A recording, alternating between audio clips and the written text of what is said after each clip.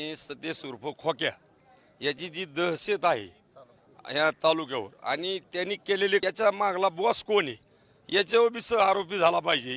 आणि 31 कलम कसं लागू केलं, कशामुळं केलं, आतापर्यंत किती मोर्चे झाले सर्व। आणि ह्या खोक्या म्हणजे सगळा छटाक नाही, खोक्या समाजाची दहशत आता कोणत्या समाजाची दहशती ह्या एका पारद्याने सगळ्याच्या घोडा लावलाय ना।